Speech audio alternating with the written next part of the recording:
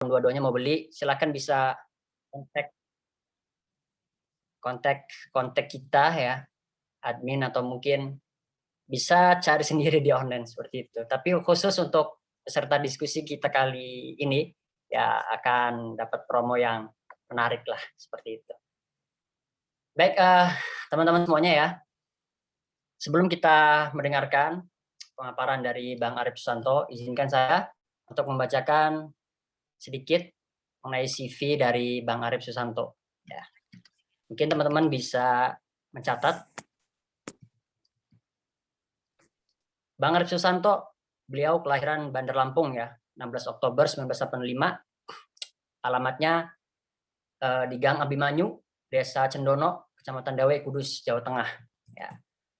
Beliau ini adalah alumni atau lulusan dari UGM Yogyakarta di Fakultas Pertanian. Ya. Kemudian pengalaman organisasi beliau juga wah luar biasa sekali ya. Beliau pernah jadi wakil OSIS, kemudian pramuka, ketua Rohis, kemudian di BEM, kemudian menjadi Youth Entrepreneur Center Pemuda, dan juga pengalaman kerja beliau ini beliau sempat bekerja di PT Hidayah Nurwahana di Jakarta, kemudian menjadi founder di Grid Edu, founder juga di aplikasi MTK Development Progress, kemudian juga founder juga di Aksi, Aktivator Startup and Impact Indonesia sejak 2021. Ini luar biasa sekali ya, narasumber yang akan membedah tema kita kali ini ya, mengenai format baru gerakan mahasiswa ya. Sebelumnya juga alhamdulillah Bang Arif Susanto sudah standby nih ya. Mohon izin nih saya sapa dulu Bang Arif. Bang Arif, sehat Bang? Alhamdulillah sehat. Alhamdulillah sehat. Ya, itu ya teman-teman, narasumber kita sudah standby ya. Tapi sebelum dimulai, izinkan saya untuk sedikit membacakan mengenai durasi waktu pada diskusi kita kali ini ya, Bang Arif. Bang Arif, diskusi kita malam ini kurang lebih sekitar 1 jam ya. Terdiri dari 25 menit itu untuk pemaparan dari Bang Arif. Kemudian 25 menit itu adalah sesi tanya jawab, dan untuk 10 menit sisanya itu untuk closing statement. Jadi ada 3 sesi ya di agenda diskusi kita kali ini. Sesi pertama pemaparan. Baik, tanpa panjang lebar lagi, marilah kita sama-sama simak pemaparan dari narasumber kita.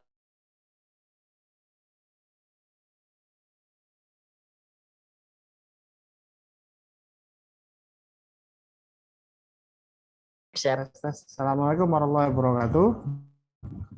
Waalaikumsalam warahmatullahi wabarakatuh. Alhamdulillah, Allahumma sholli ala Muhammad wa ala Muhammad. Terima kasih undangannya Mas Imam, Direktur Sosial Edu Center, Mas Ajat, dan teman-teman semua senior-senior yang hadir dalam diskusi kita pada malam hari ini. Alhamdulillah, segala puji bagi Allah SWT, kita bisa diberikan kesehatan, kita bisa diberikan segala nikmat yang membuat kita hari ini bisa tetap beraktivitas. Ini. Sekali lagi terima kasih nih Mas Imam atas undangannya.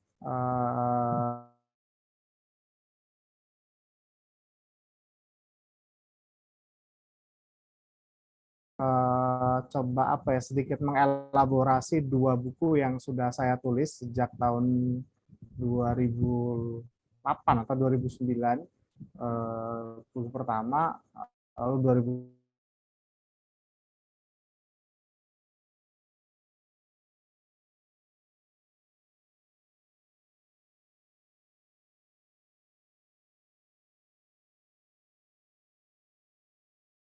2019, dalam waktu 6 tahun itu saya pikir ada banyak hal dinamika, ada banyak hal pembacaan-pembacaan yang saya pikir kok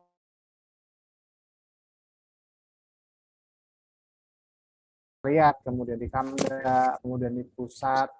Wah, sepertinya ada beberapa hal yang perlu dikoreksi dari gerakan mahasiswa kita hari ini gitu ya. Nah, ini yang saya coba apa ya, kalau judul tema itu format baru gerakan mahasiswa, sebenarnya ini lebih lebih pada semacam tawaran atau proposal buat teman-teman yang sekarang mungkin masih jadi di kampus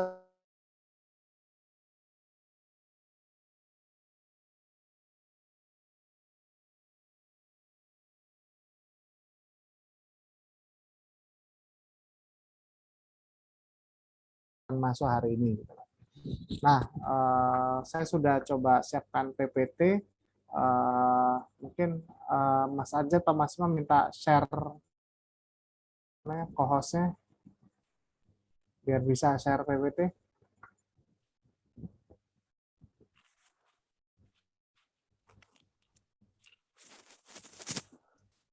Nah, oke.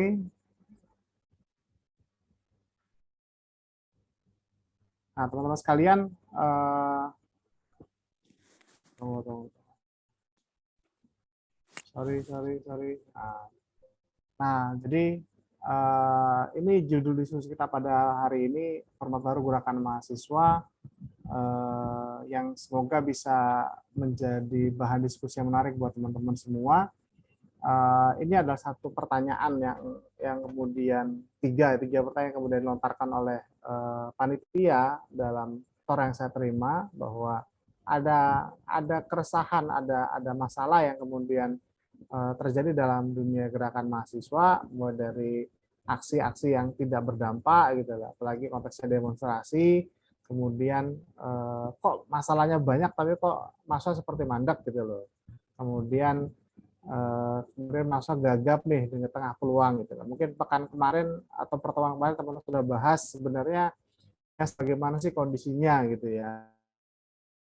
Menarik, tetapi saya pikir semenarik-menariknya dunia ini kalau kemudian kita tidak bisa menangkap peluangnya ya krik-krik juga kan gitu ya. Gitu. Kita ketinggalan juga gitu loh. Nah, tapi saya memiliki catatan garis bawahi sebenarnya dosa terbesar gerakan mahasiswa adalah ini menurut saya gitu ya, adalah kejumutan, kemandekan, dan kegagalan kader gitu loh. Karena ketika saya dulu ketika masih di PP ya, awal-awal di KP, kemudian di Wasekjen, saya dulu sering tanda petik marahin teman-teman di pengurus ketika kami level pusat itu mandek, tidak bikin aksi, tidak bikin gerakan, itu adalah hal yang merugikan kader gitu loh. Karena ketika tidak ada gerakan yang kita delivery ke daerah, maka kader jadi kesempatan belajar jadi berkurang. Nah, ini jadi masalah. Ketika pusat tidak punya inovasi-inovasi yang signifikan, maka kader akan jenuh, akan jumut gitu loh. Nah, apalagi kalau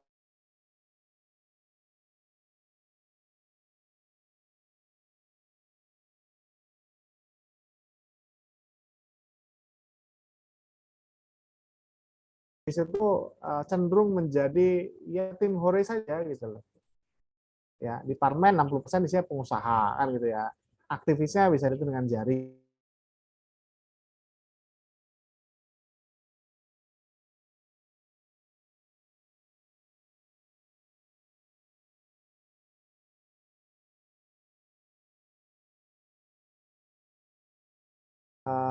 Pengendalinya apalagi dengan demokrasi berbiaya mahal, saya pikir aktivis makin kehilangan. Itu kalau kita membaca bahwa profil ide. Nah, saya pikir ini perlu menjadi pembacaan yang penting gitu, apalagi teman-teman sekarang mengalami musibah 2 tahun 2 tahun tidak bisa melakukan program-program kaderisasi yang signifikan ya.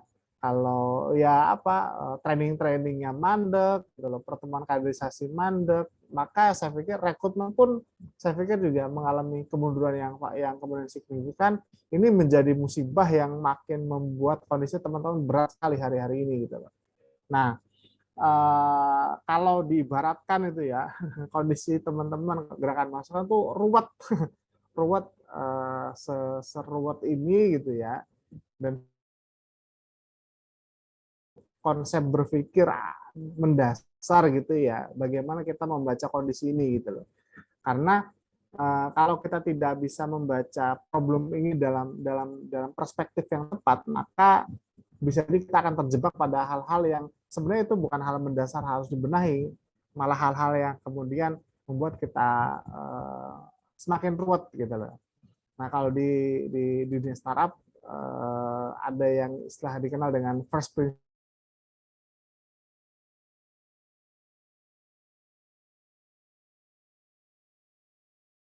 paling mendasar gitu ya. Kenapa sih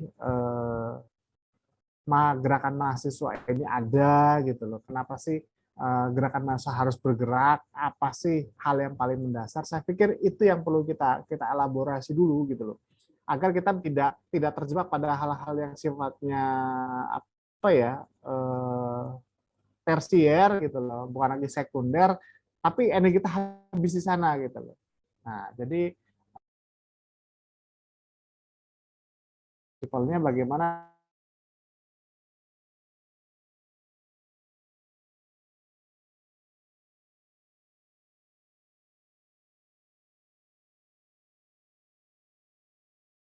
bahwa bahwa membaca persoalan keruwetan gerakan mahasiswa ini juga kita harus benar-benar pertama mengidentifikasi dengan baik, kemudian membuat challenge sebenarnya apa sih challenge terbesar gerakan mahasiswa hari ini, kemudian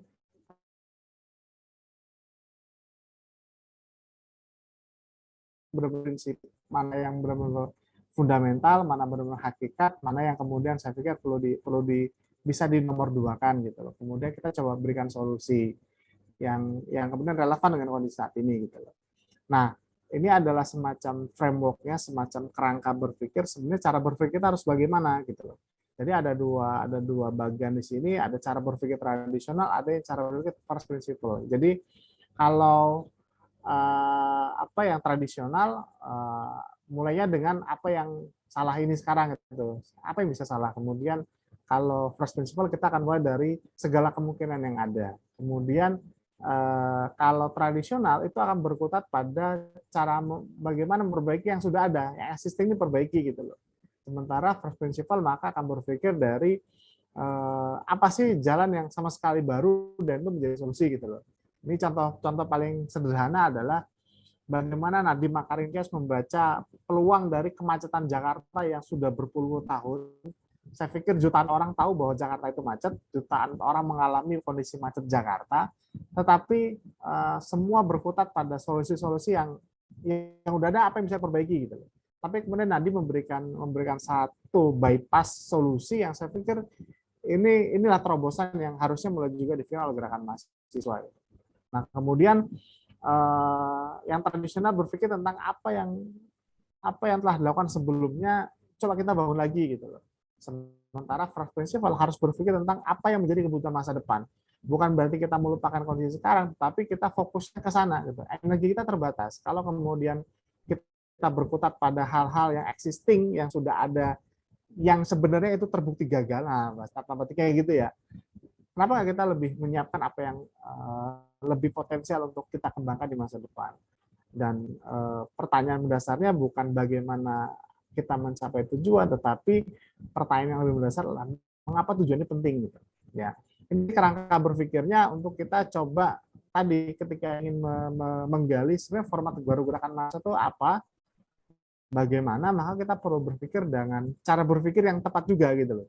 Ya, karena seringkali ketika masih aktif di kampus, di gerakan mahasiswa, kita juga berpikirnya tadi menganggap bahwa apa yang ada dalam instrumen organisasi ini seperti kitab suci, seperti wahyu yang itu tidak boleh dirubah gitu loh. Gitu ya. Hal-hal prinsip misalnya sederhana gini ya. Kalau di kami itu kan ada 4 paradigma gerakan misalnya gitu. 2013 itu 2013 kita menawarkan kenapa nggak 4 paradigma ini berubah, misalnya dirubah dengan hal yang lebih kontekstual. Di kita dihujat bisa ngasih macam-macam gitu. Ya padahal kalau telisik sejarahnya 4 itu bisa ada pun sebenarnya juga rada kocak gitu, tidak seserius yang kita bayangkan, tidak. Nah artinya gini, maksudnya yang saya katakan bahwa ada banyak hal dalam organisasi yang bisa dibenahi, bukan satu yang kemudian istilahnya sawabit, fundamental harus tetap ada, tergantung sebenarnya ke depan tuh bagaimana gitu. Nah, ini ada satu konsep yang disebut dengan golden circle. Ini sebenarnya saya kemudian menggunakan ini untuk membantu kita mengatasi masalah gitu loh. Ya, masalah dalam organisasi ini gitu, dalam gerakan mahasiswa ini gitu. Karena seringkali gitu ya, dalam konsep 3 circle, 3 lingkaran ini dari why, how, what gitu loh.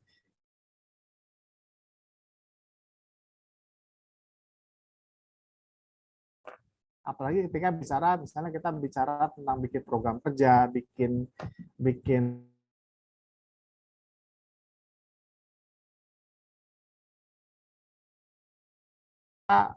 kita harus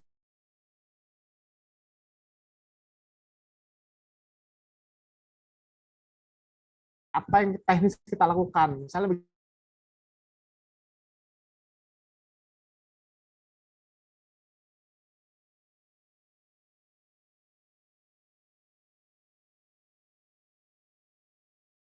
misalnya itu ada istilah extraparlamenter tuh penting atau enggak gitu. Harus tetap dipertahankan.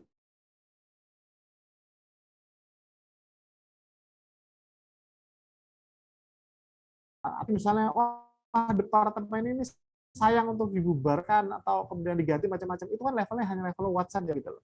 Harus kita juga harus benar-benar perhatikan, kita harus mulai dari level why-nya, level do you what you do gitu. Jadi apa sih tujuan kita, apa sih purpose kita, itu yang lebih mendasar harus kita elaborasi dulu, yang kemudian baru kita berpikir step berikutnya, how-nya, what-nya bagaimana gitu loh. Nah,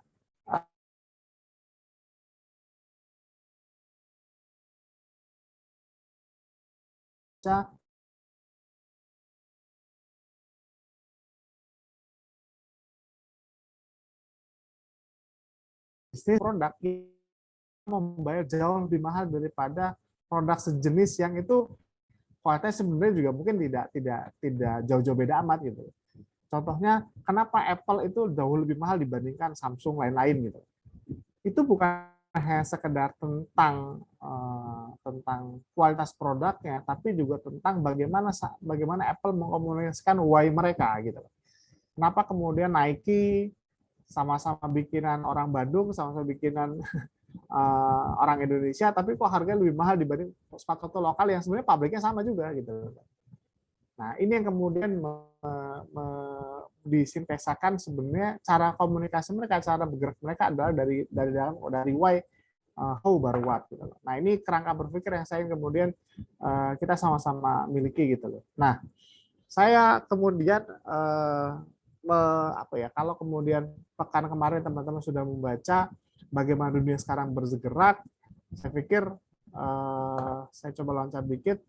Sebenarnya kalau kita baca ini ada satu infografis tentang the history of opportunity gitu, kita bisa membaca bahwa setiap zaman itu ada opportunity besarnya, ada satu tren utama yang kemudian membuat dunia ini bergerak lebih cepat atau lebih banyak menghasilkan orang-orang kaya, tanda petik dan seterusnya gitu loh.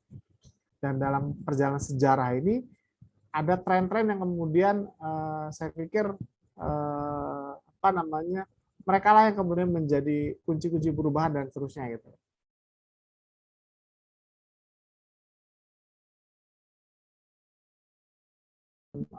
Abad 19 ketika booming minyak terjadi, maka negara-negara yang kemudian menghasilkan minyak seperti Timur Tengah, mereka lah yang kemudian memiliki kemajuan paling signifikan. Nah, kita baca era-era saat ini, apalagi era digital, era internet segala macam, maka sebenarnya the big opportunity-nya ada di startup gitu loh. Nah, kenapa startup? Itu yang kalian coba. Jadi saya kemudian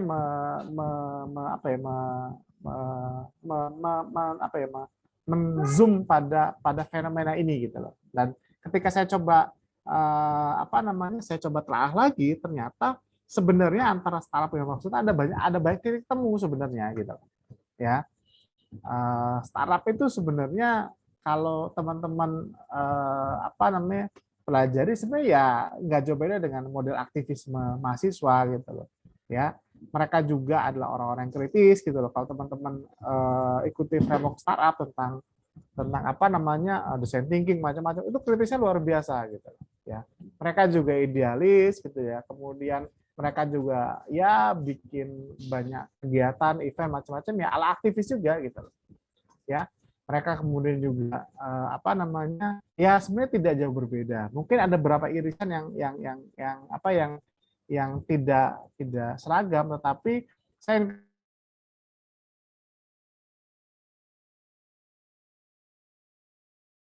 pengen bikin impact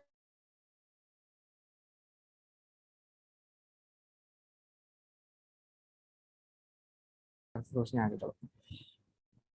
Saya agak cepat karena waktunya. Nah, jadi saya coba kalau kemudian pertanyaan apa sih format baru gerakan mahasiswa, saya kemudian menawarkan dalam dua kata kunci bahwa mahasiswa ya harus dari student impact gitu ya. Jadi di buku pertama saya apa namanya mengistilahkan tidak hanya jadi aktivis tapi menjadi impactivis gitu loh. Kalau aktivis itu kan ya kalau sekarang istilahnya yang penting lu kerja kerja kerja kerja gitu loh. Yang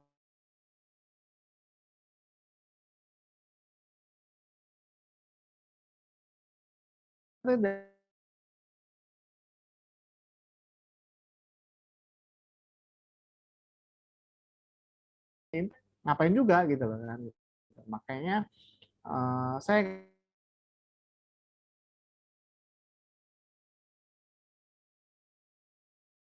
nah kemudian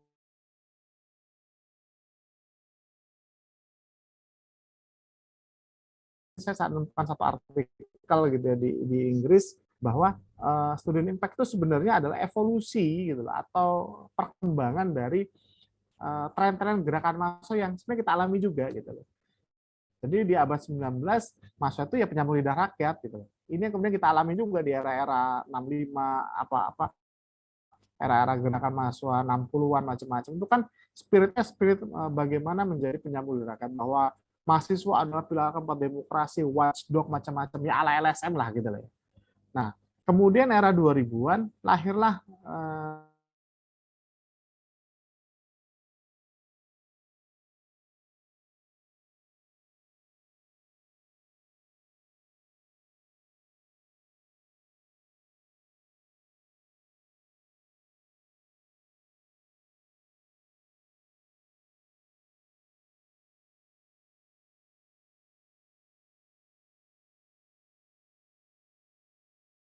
apa ya, kalau saya boleh agak bahasa pahitnya kan, itu kan tipu-tipu aja gitu loh.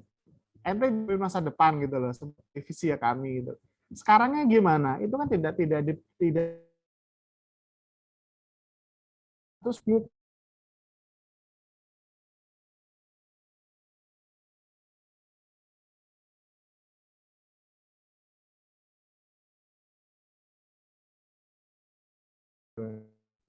absurd gitu lah.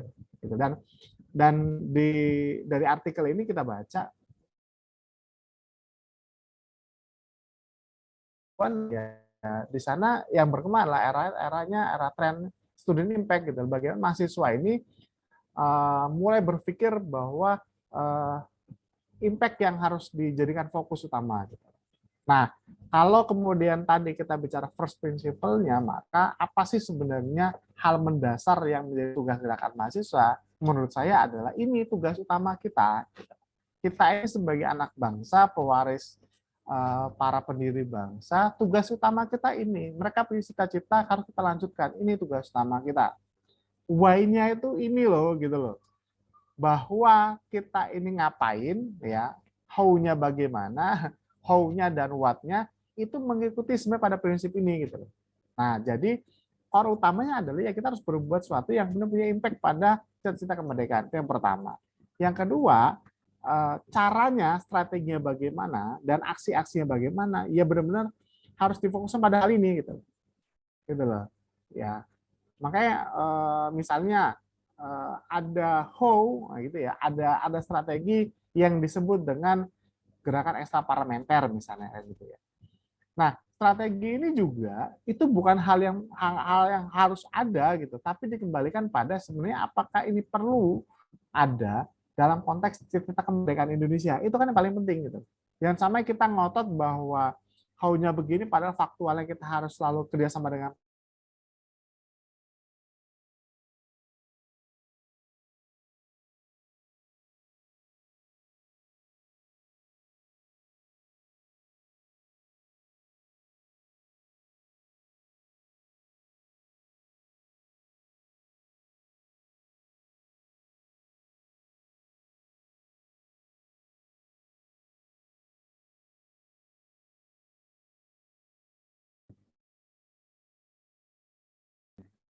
Nah, kemudian kita bicara tentang cara baru. Ya, cara barunya gimana gitu. Jadi ya ini saya bahas apa ya.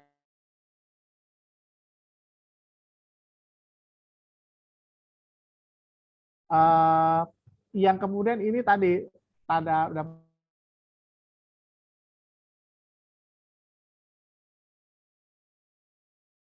banyak alumni organisasi yang kemudian lulus kampus itu masih galau, masih kebingungan, bahkan harus keluar dari jalur ilmuannya menempuh satu hal yang kemudian saya pikir kurang strategis untuk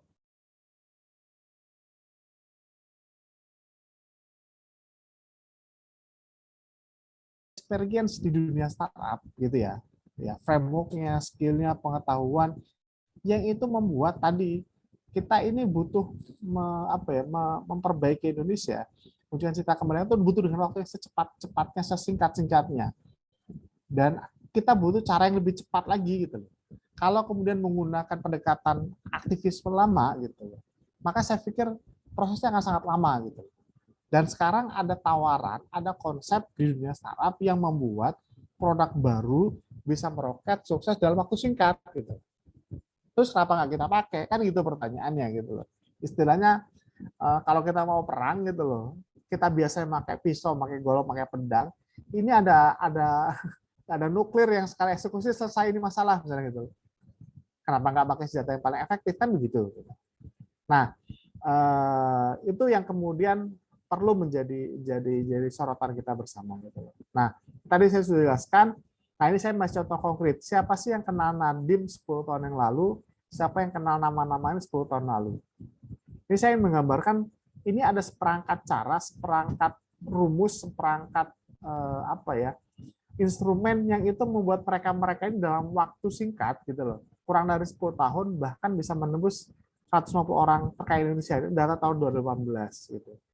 Nah, kalau kita menggunakan cara para aktivis, mungkin butuh ratusan bisa mencapai level ini gitu. Nah, pertanyaan kenapa nggak kita pakai? Itu saja gitu. Nah, ini student impact yang kemudian saya sedikit definisikan gitu. Jadi student impact itu paling mendasar adalah menjadikan aktivitas founder itu sebagai pusat aktivitas para kader gitu. Yang ini saya pikir juga menjadi komplementer dari kehidupan di kampus. Nah, ini nanti saya bahas bagaimana aktivis sebagai founder menjadi komplementer. Karena ada riset mengatakan bahwa 87% mahasiswa itu merasa salah jurusan. Kemudian 78% para pekerja itu keluar dari jalur keilmuannya. Jadi bekerja tidak ada hubungan dengan keilmuannya. Nah, student impact yang kedua adalah memfokuskan kader untuk bikin produk yang punya impact menjadi solusi gitu. Fokusnya itu. Kemudian ya produk ini bisa macam-macam. Teman-teman bisa event macam-macam gitu. Dan yang kemudian saya bold lagi adalah gunakan startup way, mindsetnya macam-macam. Jadi gunakan tadi rumus canggih yang sudah tersedia lah. Gitu. Kemudian kader itu menjalankan siklus sebagai foundernya gitu. Ya, dan itu dilakukan secara iteratif, agile dan bertumbuh gitu. Nah, iteratif ini penting gitu loh karena saya pernah juga menyampaikan tentang konsep yang di kampus itu kan saya bahas seperti dumb learning. ya, bukan iterative learning, bukan agile learning gitu loh. Ibaratnya gini, kalau kita mau belajar berenang, ya, itu kalau ala pendidikan konvensional itu kita dikasih waktu 1 tahun berenang, maka kita diminta selama 10 bulan, 11 bulan belajar tentang konsep berenang, teorinya, belajar tentang segala pengetahuan tentang berenang itu, tapi prakteknya belum. Baru nanti di ujung 1 bulan terakhir kita diminta praktek dan diharap. Nah, kan begitu di kampus kan begitu ya, gitu. Ya kan? Ente praktek langsung kapan ya? Baru nanti di ujung ketika KKN, bikin skripsi kan itu praktek langsungnya gitu. Nah, kalau kita mau berenang yang benar tuh nyemplung dulu gitu. Nyemplung berkali-kali gitu loh. Sering-sering berenang, belajar kenal air, nggak takut air, belajar satu gaya sederhana dan seterusnya. Mau belajar sepeda juga gitu. Cara paling gampang belajar sepeda apa? Ya sering-sering naik sepeda kan gitu. Cara paling gampang belajar naik mobil gimana? Ya sering-sering bawa mobil, kan begitu rumus sederhananya. Tapi itu tidak terjadi dalam pendidikan kita. Gitu. Nah, makanya saya pikir organisasi mahasiswa, gerakan mahasiswa perlu kemudian fokuskan bahwa ya itu sering-sering aja bikin sesuatu yang punya impact. Gitu. Cara gampangnya, apa logika selainnya begitu. Ya, nah apa faedahnya gitu ya? Ya saya apa faedahnya untuk idealisme mahasiswa yang saya pikir harus digigit erat gitu loh.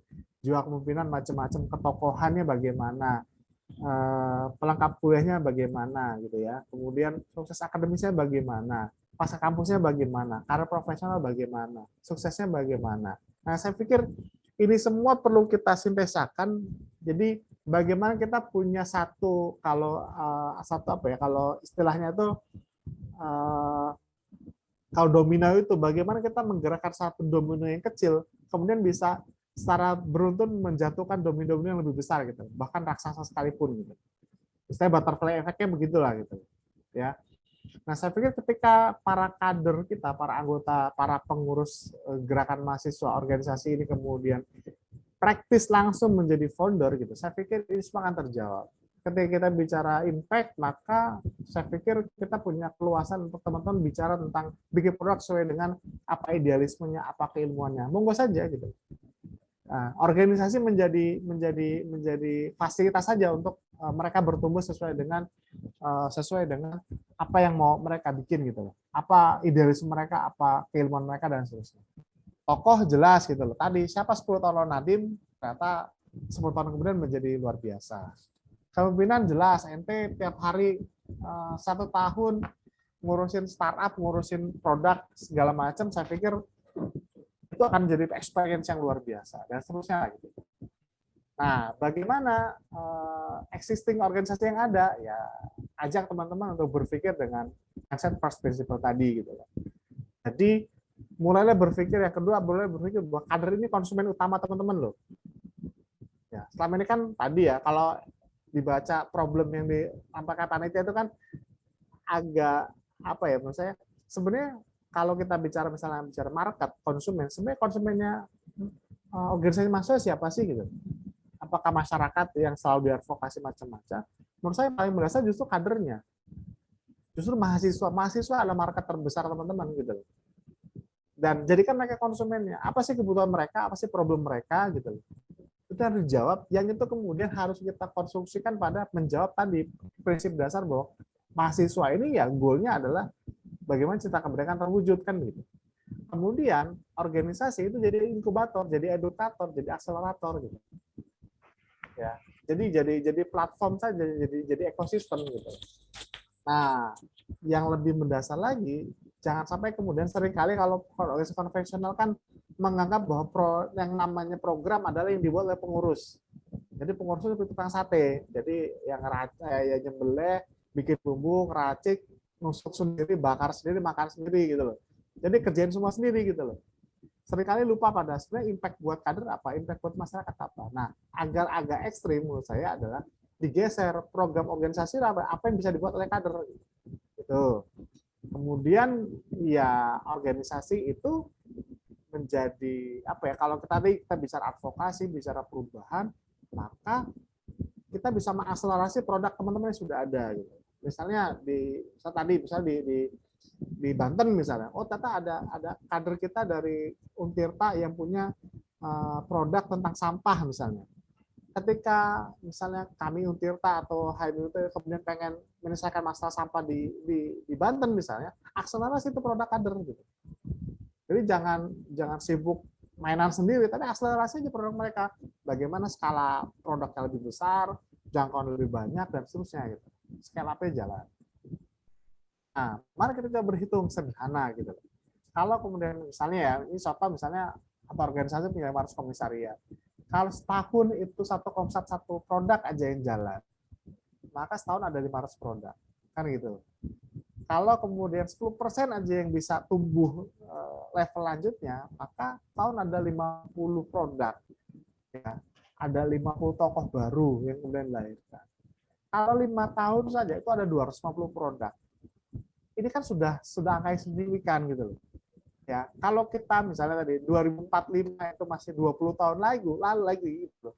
Tinggal dikali saja gitu. Ini baru komisariat. Gimana dengan Kamda juga bikin, Kamwil level wilayah juga bikin, pusat bikin dan seterusnya. Kan ini jadi satu hal yang kemudian secara matematis akan kemudian benar-benar menjawab tadi pertanyaan dasar tadi gitu. Nah, ini mungkin ada teknis yang saya katakan. Ini mohon maaf nih, ini saya kalau mau di-cut aja Pak ya, moderator ya. Jadi saya kemudian menggarisbawahi juga tentang bab iterasi tadi gitu loh. Jadi iterasi itu penting tadi karena kalau kita bicara tentang mengembangkan kepemimpinan, bagaimana mengembangkan skill, pembelajaran, maka saya pikir yang paling mendasar adalah iterasi gitu. Sering-sering melakukan itu. Nah, situs iterasi ini kemudian juga harus dibangun dalam kultur organisasinya bahwa tadi ketika bikin produk, dibikin iterasinya, pengulangan-pengulangan tadi. Nah, kalau bahasa saya tadi, kalau ini di buku yang kedua ya, tentang warsa dunia startup, bagaimana dibikin iterasi per 3 bulan. Jadi setahun itu ada 4 iterasi. Jadi 4 iterasi seperti bikin produk baru lagi gitu. Entah itu dalam konteksnya growth, misalnya si A bikin program iterasi, bikin program misalnya mengatasi sampah misalnya gitu ya, sampah organik misalnya. Oh, 3 bulan pertama targetnya mengolah 10 kilo sampah misalnya. 3 bulan berikutnya naikin 100 kilo sampah. Misalnya. Itu kan seperti konsep organisasi, konsep produk baru lagi. Gitu. Oh, 3 bulan berikutnya jadi 500 kilo dan seterusnya. Misalnya kan gitu. Ya, nah siklus iterasi inilah karena kita akan dipaksa ibaratkan bikin startup per 3 bulan. Jadi mereka harus mikir tentang bagaimana konsepnya, targetnya bagaimana, budgetingnya, fundraisingnya, marketing, macam-macam gitu.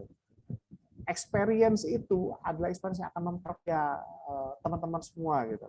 Saya jepalitan bangun Grid Edu 2 tahun aja itu belajar banyak banget gitu kan. Ya kan? Mungkin Imam misalnya bikin perusahaan desain grafis itu kan udah jempalitan mikirin ini yang mikirin itu kan teman-teman juga yang pernah mengalami bikin usaha sendiri dari nol itu kan jempalitan itu menjadi pembelajaran yang luar biasa, harus belajar A, harus ngerti B dan seterusnya gitu. Nah, kalau setahun 4 iterasi ya, maka dalam misal di kampus 4 tahun, maka ada 16 iterasi. Ibaratkan teman-teman 16 kali mengalami pengalaman bikin usaha, bikin produk dan seterusnya. Di dunia entrepreneur itu, kalau nggak salah tuh ada istilah 7 kali gagal. Gitu. Jadi kalau kita tuh belum 7 kali gagal itu nggak akan sukses besar gitu. 7 kali gagal itu tentang tadi bagaimana kedewasaan, kematangan, kemudian pemahaman dan seterusnya gitu. Jadi kalau teman-teman kita ini mengalami fase 7 kali fase menghabiskan jatah gagal itu ketika kuliah dengan 16 iterasi ini, saya pikir juga akan signifikan mereka pasca kampus akan lebih siap. Ini gambarannya iterasinya begini, jadi ada kuartal pertama, kedua, ketiga, setahun begini. Ini teknis. Nah, ini kita bicara di sukses akademik karena mungkin saya juga termasuk yang gagal gitu ya, bab sukses akademik ini gitu ya. Tetapi saya agak tergelitik ketika tadi 87% masa salah jurusan. Sebenarnya kan ini menjadi problem gitu ya. Kalau saya dulu pernah ngobrol dengan satu senior, ketika kita masuk dunia profesional, bahkan ketika bikin usaha sendiri, maka sebenarnya apa yang kita belajar di kampus itu hanya satu skill utama, yang sebenarnya kita butuh sekian skill pendukung. Contohnya gini, menjadi dokter, mengobati pasien, itu satu skill utama. yang dipelajari jadi sebagai dokter.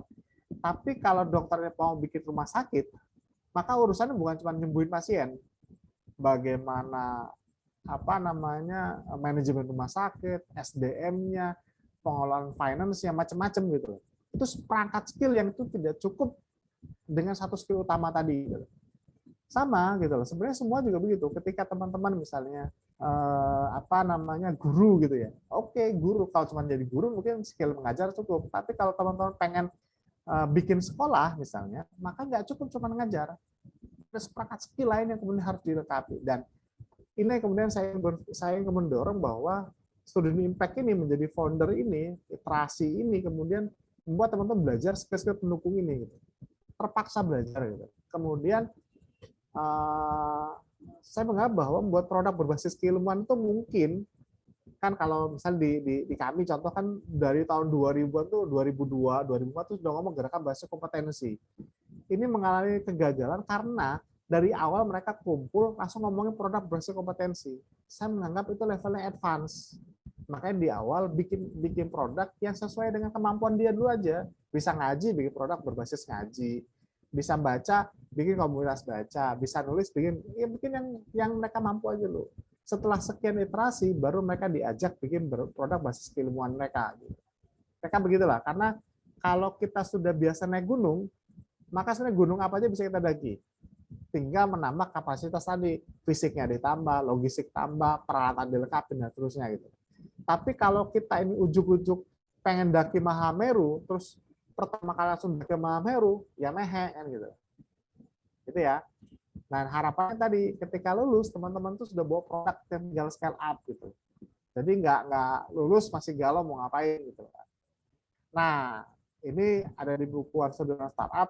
Ini step-step sederhananya. Saya cuma menggambarkan bahwa saya bikin startup tuh nggak susah kok gitu. Apalagi bagi aktivis yang sudah biasa ansos, teksos gitu ya, sudah biasa rapat, diskusi, debat, itu sebenarnya nggak susah gitu. Tapi itu tinggal nambah framework yang kemudian perlu dikuasai saja gitu. Yang dasar gitu loh. Bisa tadi, gimana sih cara menemukan konsep produk yang tepat? Belajar design thinking, belajar Javelin board gitu loh. Ya, ide produknya gitu. Kemudian produknya bagaimana? Belajar desain sprint gitu. Cara bikin action plan-nya gimana? Belajar OKRs gitu. Kemudian cara menjelaskan macam-macam, belajar tentang pitch deck. Pitching itu bagaimana? Cara menjalankannya gimana? OKR sudah ada, agile-nya bagaimana? Tinggal gitu aja gitu. Sesederhana itu menurut saya. Nah, kembali ke pertanyaan mendasar tadi, mengapa begitu penting? Karena tadi agar perubahan yang bisa lakukan itu bisa terukur dan punya impact besar gitu. Karena juga problem penyakit gerakan massa itu kan menganggap ketika 1x2 aksi menganggap masalah bangsa selesai gitu loh. Misalnya ada masalah BBM misalnya, wah demo nggak selesai, padahal BBM tetap naik juga gitu. Jadi perubahannya nggak pernah diukur juga gitu. Ketika teman-teman terbiasa menggunakan design thinking, design sprint macam-macam, maka teman OKR macam-macam akan mengukur sebenarnya action kita ini punya efek, punya impact atau enggak gitu. Kebijakan berubah atau enggak. Itu kalau terbiasa jadi founder, biasa design thinking, agile macam-macam gitu. Kemudian, nah ini yang tadi sorotan saya bahwa kita tuh pengen setiap kader dalam organisasi itu menjadi setiap aktivis itu pengen cemerlang dengan apa yang mereka punya gitu. Kan kalau kita hitung sebenarnya kan nggak fair ya, satu periode atau satu angkatan itu berapa sih yang dari Komsat, dari rekrutmen di kampus sampai mereka cemerlang di organisasi berapa persen sih? Kan mungkin nggak sampai 2% ya kan gitu. Kan nggak fair sebenarnya. Sementara ada banyak teman-teman kita yang tertinggal, hilang dan seterusnya. Nah ini harus diselesaikan gitu. Kemudian saya pikir karena problem bangsa kita banyak, mimpi kita besar untuk 2045, maka sekarang harusnya bikin produknya udah kayak ternak aja, udah banyakin produk, challenge mereka, iterasi yang jalanin, injeksi dengan skill-skill startupnya gitu, dampingi mereka gitu. Ya, kalau kemudian produknya banyak, mentalitas founder, karena sebenarnya ini satu terakhir mungkin ya. Sebenarnya problem kita tuh beberapa tahun saya diskusi dengan teman yang anggota DPRD gitu ya. Dia cerita, bro, ini desa tuh peluangnya begini. Kader kami kan banyak, bla bla misalnya gitu ya. pinter-pinter bla bla bla. Saya bilang, bro, masalahnya itu bukan kader kita nggak punya kemampuan keilmuan. Gitu. Masalah itu satu, mentalitas foundernya nggak ada. Gitu. Ya. Jadi tadi misalnya kayak tadi misalnya Jakarta itu macet gitu loh. Siapa yang nggak tahu Jakarta macet? Siapa yang nggak tahu Jakarta itu crowded transportasinya? Tapi kenapa Nadiem yang punya solusi yang kemudian jadi wah luar biasa sekarang? Itu kan mentalitas foundernya, itu kan insting foundernya. Dan itu dibangun tidak bisa instan, harus dilatih, di exercise terus menerus gitu. Ya misalnya kayak di kami lah misalnya gitu. Ada banyak alumni kami, kader kami yang ngerti tentang pendidikan di sekolah ngajar macam-macam. Tapi pertanyaan sederhana, berapa sih sekolah yang dipunya oleh kami? Ini kan bukan soal kemampuan, tapi soal inisiatif, soal kemudian mau create something nggak? Mau menyelesaikan masalah dengan membuat produk yang dibikin sendiri nggak? Itu jadi masalah. Nah mungkin itu pengantar diskusinya, mohon maaf. Jadi waktunya berlipat ganda, kayaknya sudah selesai juga. Saya kembalikan ke Mas Ajat lah. Monggo kalau ada diskusi. Ya, baik. Terima kasih Bang Arif. Ini sudah lewat hampir 10 menit ya Bang Arif. Tapi nggak apa. Ini karena saking asiknya kita mendengarkan pemaparan dari Bang Arif Susanto ya. Mengenai tadi format baru gerakan mahasiswa, dan juga tadi banyak sekali solusi-solusi yang ditawarkan oleh Bang Arif.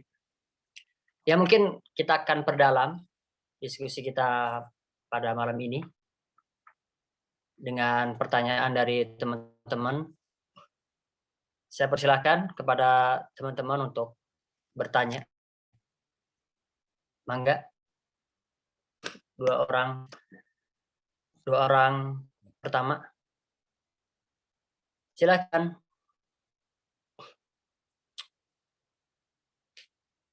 Ayo. Yang mau bertanya? Student Impact.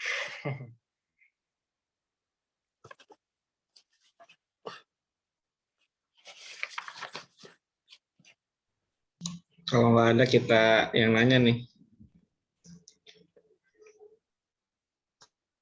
Bang? Cek, kalau nggak ada yang nanya, kita mau sambut nih diskusinya. Oh, itu ada yang mau tanya tuh. Apa nih Bang? Kang Rizal. Dari Kang Rizal Umami. Iya. Iya, monggo Kang Rizal. Silahkan di open kameranya serta audionya. Cuman mohon maaf belum bisa buka kamera. Boleh ya? Langsung mungkin. Terima kasih atas paparan yang tadi luar biasa dari Mas Arif ya, tentang sebuah gerakan baru yang bisa jadi gerakan alternatif, bahkan mungkin jadi arah baru bagi gerakan mahasiswa begitu. Nah, tapi pertanyaan saya ada satu sebenarnya. Bagaimana sih kemudian mempertemukan antara idealisme awal kita dengan dengan format baru tadi ya. Kadang-kadang kita susah menggalinya, menggali kembali sesuatu yang sudah ajeg, sesuatu yang sudah kita kerjakan bertahun-tahun, sudah lama gitu ya, konsepnya atau gerakan yang sudah ada ini udah bercokol lama, udah kita kerjakan sekian lama. Untuk men-switch atau merubah gerakannya ini kadang-kadang yang agak-agak susah. Bahkan mungkin bisa jadi mendapat pertentangan dari beberapa pihak barangkali begitu. Bagaimana menghadapi soalan seperti ini, Bang? Terima kasih, itu saja. Oke, terima kasih Kang Rizal. Mungkin langsung aja dijawab ya, Bang Arif. Silakan Bang Arif. Ya, semoga terdengar ya suaranya. Jadi kalau menurut saya sebenarnya kan gini, kalau dulu saya punya pertanyaan rada mendasar sebenarnya. Ukuran idealisme aktivis itu apa sih? Idealismenya kader atau idealismenya aktivis itu ukurannya apa? Cara ngukurnya bagaimana? Diukurnya kapan? Ini pertanyaan pentingnya sebenarnya kalau kita mau bicara tentang idealisme sebenarnya gitu ya.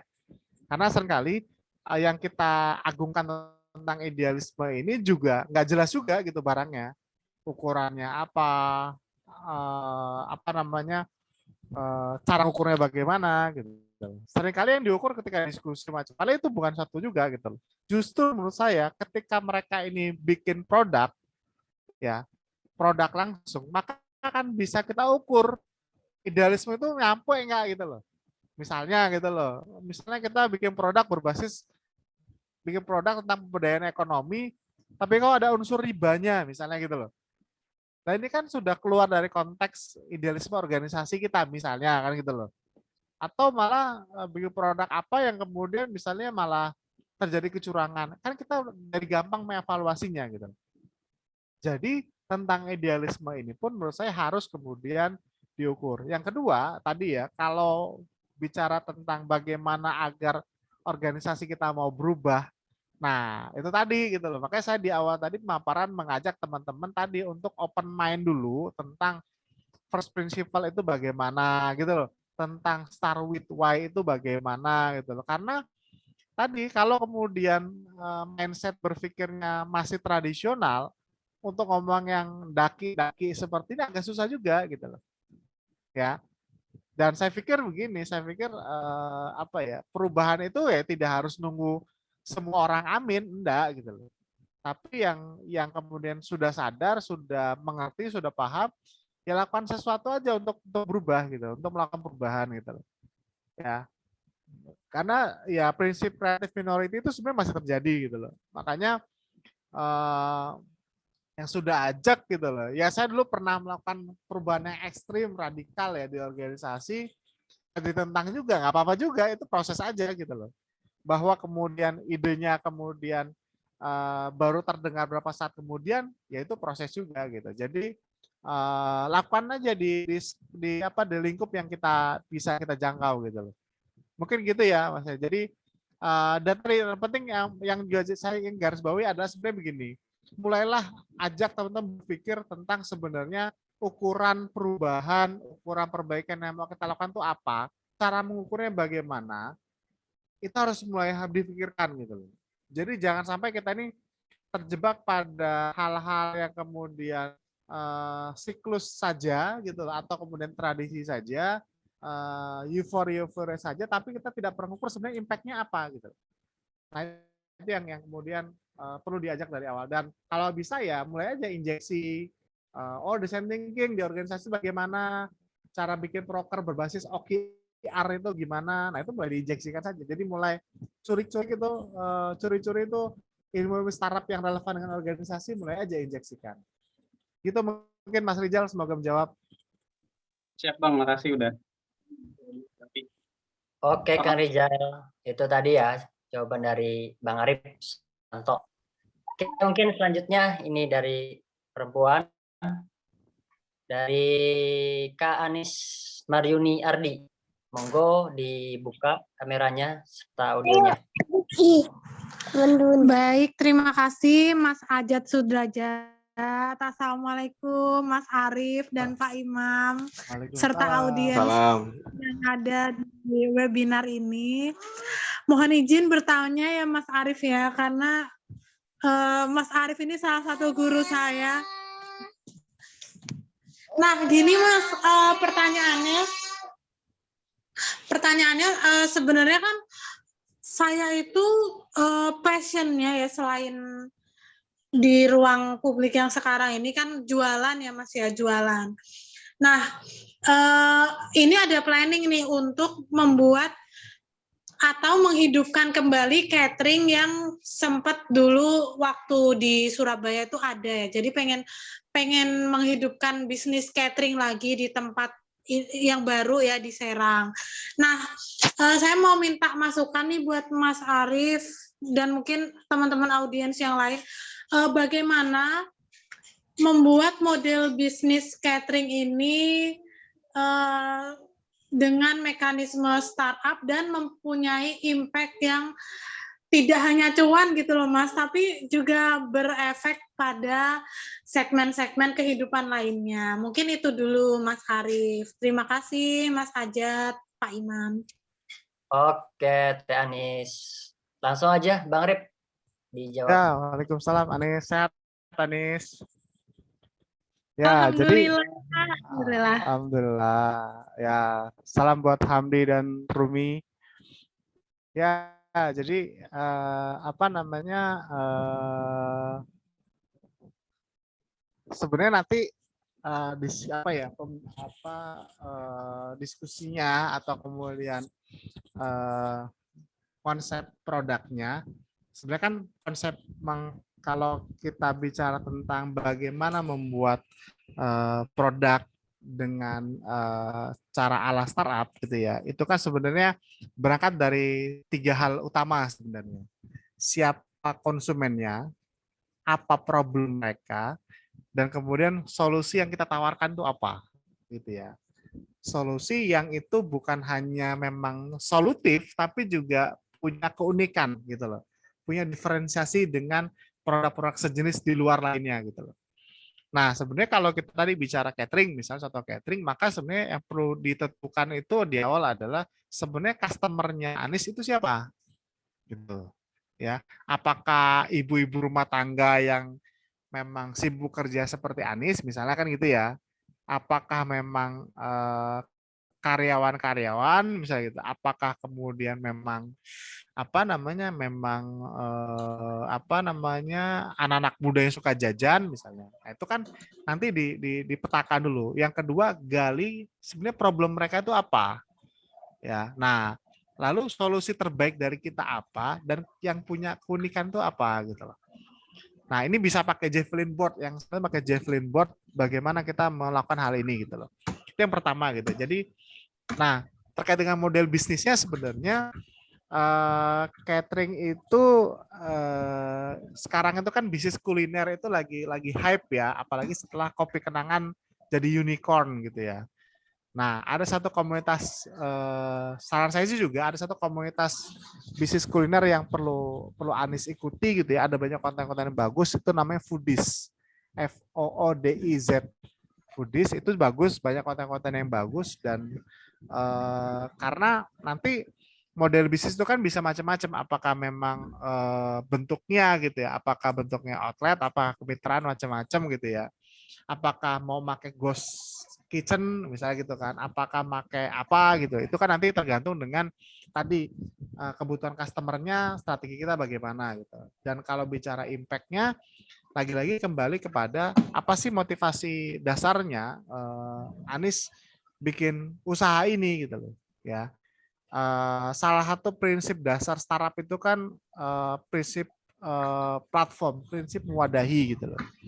Ada yang pernah bikin bagaimana dia tuh bikin catering gitu ya, bikin catering tapi dapurnya itu dapur warga. Jadi dia tuh bikin aplikasi jadi warga yang kelebihan masak itu bisa dijual lewat aplikasi dia. Atau misalnya ibu-ibu yang tidak punya pekerjaan misalnya. Jadi orang bisa order misalnya, oh saya mau pesen sambal jengkol misalnya gitu loh. Oh ternyata ada ibu ini yang kemudian memang dia nggak kerja, dia bisa bikin sambal jengkol misalnya. Oh dia nanti memenuhi pesanan itu misalnya. Ada yang begitu gitu loh. Nah prinsip-prinsip itu bisa dipertemukan lagi-lagi tergantung dengan siapa customer, apa problem mereka, solusi tawarkan itu bagaimana gitu.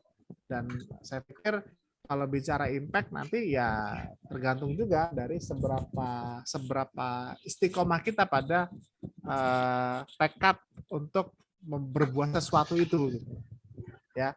Jadi agak dalam memang bicara tadi ya, apalagi ini kan perlu digali juga ya. Sebenarnya cateringnya catering apa gitu ya? Apakah catering snack, apakah catering apa? Kalau customer siapa itu agak dalam. Jadi kalau mau agak praktisnya saya sih sarankan Mbak Anis ikut minimal tontonlah konten-konten foodies tentang bisnis kuliner. Gitu ya Mbak Anis, kira-kira cukup menjawab semoga. Baik Mas, terima kasih Mas Arief. Alhamdulillah cukup menjawab. Ya, terima kasih Mbak Anis. Terima kasih. Oke. Terima kasih juga sudah mengajukan pertanyaan. Dan juga dari Kang Rizal tadi sudah mengajukan pertanyaan ya. Ini teman-teman semuanya, narasumber yang saya hormati, Bang Imam, Ini waktu juga sudah menunjukkan pukul 9:07. Ini kalau misalkan kita melihat jadwal memang sudah selesai diskusi kita.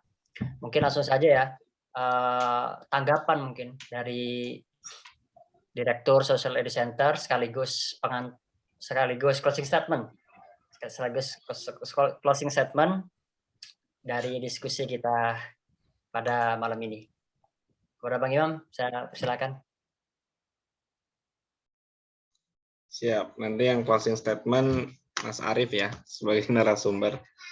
Kalau saya sih lebih kepada ingin mengkapitalisasi narasi ini sebetulnya gitu ya. Karena sayang sekali kalau narasi ini tenggelam begitu saja.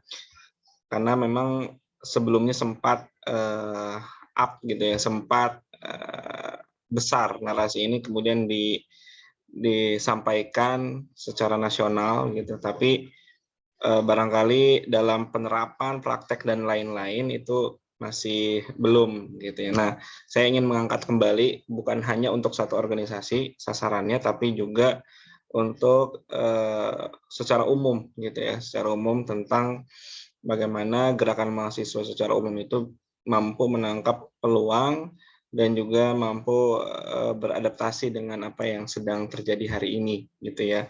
Terlebih memang secara kasat mata kita juga melihat bahwa gerakan mahasiswa ya saat ini bagaimana sih penilaian publik gitu ya, bagaimana penilaian publik terhadap gerakan mahasiswa hari ini, rasa-rasanya hari ini publik tuh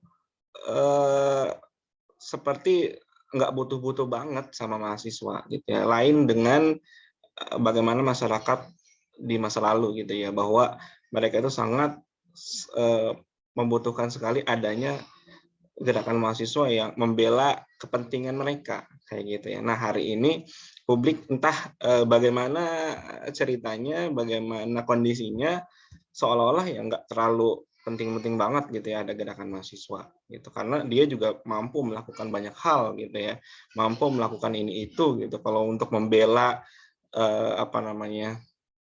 misalnya contoh, kalau misalnya ada semacam kerusakan jalan gitu ya, ngapain nunggu gerakan mahasiswa? Saya aja langsung melakukan kritik-kritik itu di media sosial kah, atau di mana, langsung sampaikan ke wali kota kah, atau semacam itulah gitu. Nah, saya ingin tadi mengkapitalisasi narasi ini, mudah-mudahan juga bisa menginspirasi gitu ya, menginspirasi kita bahkan bukan hanya untuk organisasi mahasiswa, tapi juga untuk organisasi lainnya, entah itu komunitas, lembaga, institusi gitu ya. Bagaimana kita punya semacam mimpi gitu ya, punya semacam visi gitu. Bagaimana kehadiran kita, eksistensi kita itu bukan hanya untuk diri kita sendiri atau lingkungan sekitar kita, tapi memiliki dampak gitu ya, dampak besar terhadap lingkungan yang lebih luas lagi. Itu sih tanggapannya. Barangkali nanti closing statement-nya dari Mas Arief. Persilakan. Oke, terima kasih Bang Imam atas tanggapan dan juga sedikit banyak ya saran tadi ya. Mungkin terakhir di sesi kita pada webinar Social Edu chapter 2 ini, yang ini closing statement dari narasumber kita, Bang Arief, silahkan. Ya, saya akan nyambung dengan Imam tadi tentang perubahan gitu ya. Bagaimana masyarakat tuh butuh nggak sih tentang mahasiswa sebagai aktor perubahan? Mungkin yang agak lebih fundamental sebenarnya teman-teman perlu juga mempelajari sebenarnya bagaimana dunia saat ini berubah gitu. Bagaimana sih kalau konteksnya misalnya kebijakan tuh berubah itu bagaimana gitu loh. Ya kan? Apa sih faktor determinatif yang mempengaruhi kebijakan itu berubah? Apa sih hal yang kemudian membuat pemerintah atau kemudian kondisi sosial masyarakat itu bisa berubah gitu. Nah dari situ ketika kita bisa memahami dengan baik sebenarnya perubahan itu terjadinya saat ini bagaimana, maka sebenarnya kita juga harus kemudian menghitung ulang sebenarnya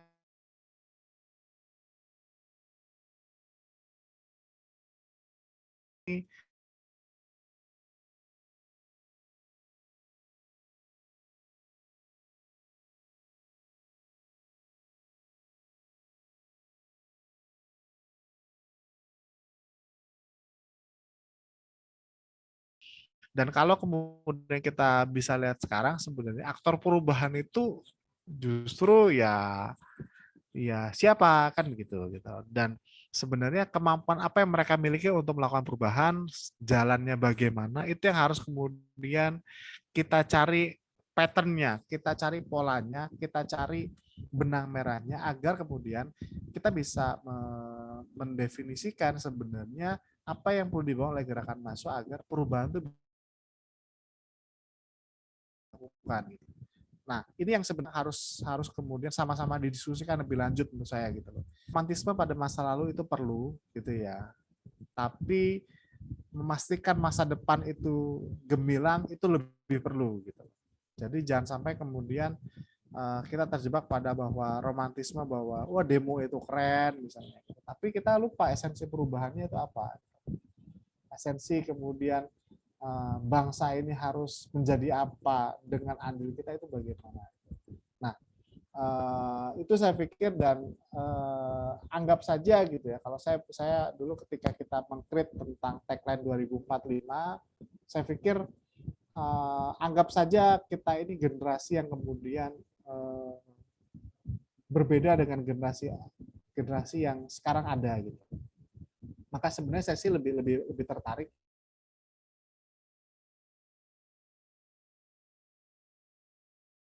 pada 2045 yang itu ketika saat itu tiba generasi saat ini jauh lebih siap untuk mengisi masa-masa itu gitu. Jadi kita punya 20 tahun untuk kemudian menyiapkannya. Mungkin kira-kira gitu Mas Ajat, mohon maaf ada kekurangan, ada kesalahan. Sekali lagi makasih atas undangannya. Ya tadi seperti harapan Mas Imam, saya sih juga tetap berharap ide-ide ini tetap tersemai, tetap bertumbuh. Karena ya meskipun kadang saya juga mengalami kejenuhan juga gitu ya, seperti ngoceh sendiri tentang ide-ide ini misalnya kan gitu. Tetapi semoga teman-teman bisa menangkap apa esensinya, apa peluangnya, apa sebenarnya keterbutuhan teman-teman mahasiswa, teman-teman gerakan pada hal ini. Ya harapannya bisa jadi sesuatu yang kemudian bisa membuat kondisi kita lebih baik lah. Wallahualam. Terima kasih. Assalamualaikum warahmatullahi wabarakatuh. Waalaikumsalam warahmatullahi wabarakatuh. Sekali lagi terima kasih kepada Bang Arif yang luar biasa sekali sudah menyampaikan diskusi kita pada malam ini mengenai format baru gerakan mahasiswa ya. Ini cukup menarik sekali apa yang beliau sampaikan ya, mengenai apa kita sebagai mahasiswa ya, itu idealnya menjadi seorang mahasiswa yang student impact gitu ya. Jadi nggak cukup ya kita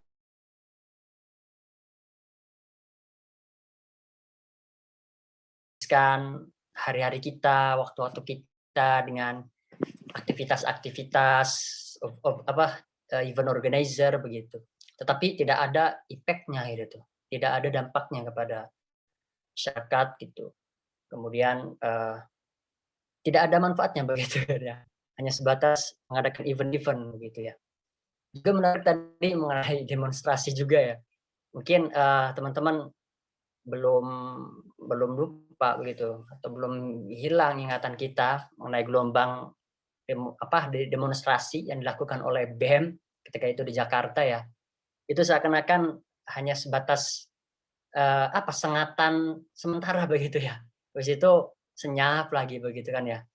Itu saya kira karena memang orang-orang besar di istana, mungkin di eksekutif ataupun di legislatif itu kan orang-orang reformasi begitu kan ya. Mereka paham gitu, paham cara menghadapi romantika mahasiswa ketika itu. Jadi kalau misalkan strategi lama ketika reformasi itu masih digunakan sekarang, saya kira sudah dimentahkan gitu. Karena orang-orang reformasi udah ada di sana gitu. Sudah paham strateginya. Jadi saya sepakat gitu ya mengenai penyampaian dari Bang Arif tadi bahwa aktivis sekarang harus memiliki sebuah produk begitu ya. Harus mulai ditanamkan dalam pikirannya agar menjadi seorang founder begitu. Ya. Sekali lagi saya ucapkan terima kasih Bang Arif Susanto ya sudah berkenan mengisi agenda webinar chapter 2 kita di Social Edu Center. Mudah-mudahan ini menjadi ladang pahala untuk Bang Arif dan juga untuk kita semua ya. Juga saya ucapkan terima kasih kepada seluruh audiens peserta webinar Social Edu Chapter 2 yang sudah berpartisipasi dalam agenda webinar Chapter 2 ini. Nantikan lagi webinar-webinar keren-keren lainnya dengan memantau akun media sosial kita ya. Pokoknya pantengin terus lah ya. Insya Allah nanti kita ada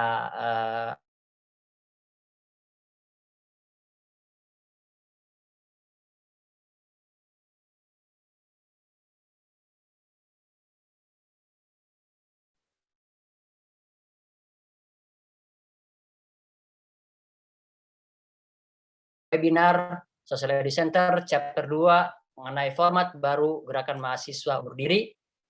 Billahi taufiq wal hidayah wallahu muwaffiq ila aqwamit thoriq. Assalamualaikum warahmatullahi wabarakatuh. Assalamualaikum warahmatullahi wabarakatuh.